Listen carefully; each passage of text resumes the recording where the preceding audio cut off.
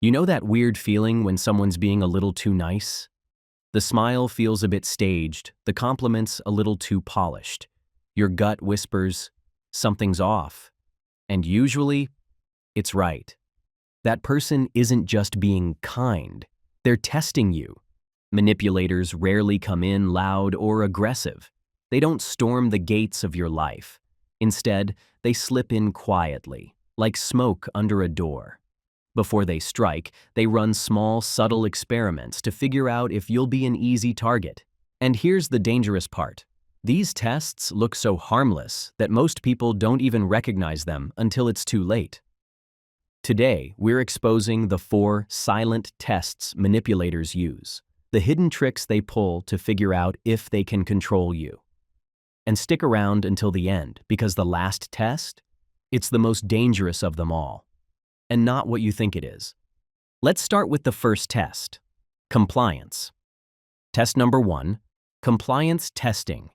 This is the manipulator's opening move. Think of it as their warm-up. They want to know, how easy are you to control? It starts with something small. Hey, can you cover for me for just 10 minutes? Or, would you mind grabbing me a coffee while you're headed that way? Innocent, right? But here's the catch. It's never really about the coffee. It's about data. They're watching closely. Do you say yes without hesitation? Do you look uncomfortable but still agree? Or do you push back? Perfect. This one's afraid of conflict. With just a little pressure, I can make them do whatever I want. In the workplace, this can escalate quickly. At first, it's just answering emails for them while they're busy. Then, it's finishing their part of a group project because you're just better at the details. Before long, you're carrying the weight of 2 people while they get the credit. The scary part? Because it started with such a harmless request, you don't even notice how far the boundary has shifted until you're knee-deep in extra work. Test number 2, boundary probing. Once they know you'll comply, manipulators move to the next step, testing your boundaries. This one's sneaky. They'll start with small boundary pushes, like calling you late at night for something that could have waited until morning, or making jokes at your expense, just to see how you react.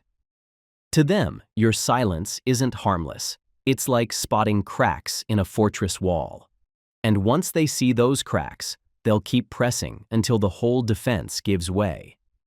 At work, it shows up when that helpful coworker starts nudging tasks onto your plate that clearly aren't yours.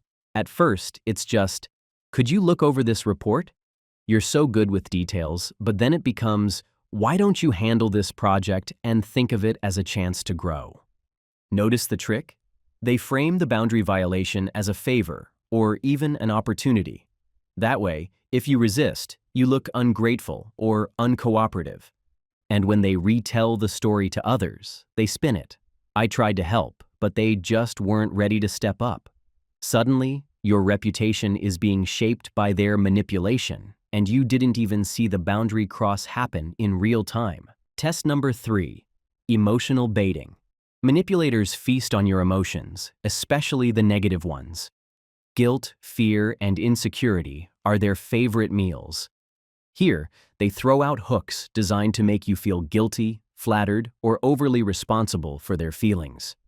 For example, imagine a coworker sighing dramatically after you help them finish a task. I don't know what I'd do without you. Or picture a friend who constantly reminds you, you're the only one I can really count on. At first, it feels flattering, until you realize it's their way of making you responsible for their problems. And then there's the classic guilt trip. Maybe you finally say no to helping, and they hit you with, wow, I didn't think you'd say no after everything I've done for you. See the pattern? Each of these isn't just a statement. It's a test to see if you'll let emotions override your boundaries. If you do, they've just confirmed something important. You're motivated by emotion, not logic. That means they can control you by pulling just the right emotional strings. At work, it often looks like that colleague who always plays the poor me card. They share struggles in a way that makes you step in to rescue them. And once you do, they step back, letting you clean up their mess. Later, when you make a mistake, they use those same emotions against you, painting you as unreliable while they pose as the understanding one. It's bait and switch, and if you're not careful, you'll spend more energy managing their feelings than protecting your own boundaries. But before we dive into the last test, which is by far the most dangerous, let me ask you something. Have you ever spotted someone running these little tests on you? Maybe a coworker, a friend, or even a family member. If you have, I want to hear about it. Drop your story in the comments. What's the most manipulative or unhinged thing someone has tried on you? Not only does it help others recognize the signs, but honestly, some of these stories are jaw-dropping to read. All right, now let's get into the final test, the one manipulators use when they're ready to strike. Test number 4, vulnerability mining. And now we come to the most dangerous test of all, the one that can shatter your confidence and reputation if you're not careful. Vulnerability mining. This is where manipulators dig. They ask personal questions under the guise of caring. So, what stresses you out the most at work? Or, you've been working so hard lately. Does it ever feel like you're carrying more than your share? It feels supportive, but it's not. They're collecting ammunition. Every detail you share, your fears, insecurities, struggles, gets filed away for later use. Maybe you open up about feeling underqualified in your role. Weeks later, when a mistake happens, they drop a line like, "Oh, you poor thing. You've always been a little unsure of yourself, haven't you?" That vulnerability you shared in confidence is now a weapon.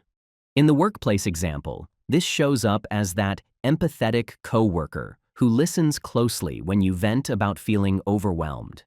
Later, they spin that into gossip. They're really struggling. Maybe they can't handle the job. Suddenly, your openness is being used to damage your reputation. And that's the ultimate test of vulnerability mining. It's not about actually caring for you, it's about collecting weapons they can use against you. So here's the truth. Manipulators rarely pounce out of nowhere. They prepare. They run tests. They measure how easy it'll be to get what they want from you.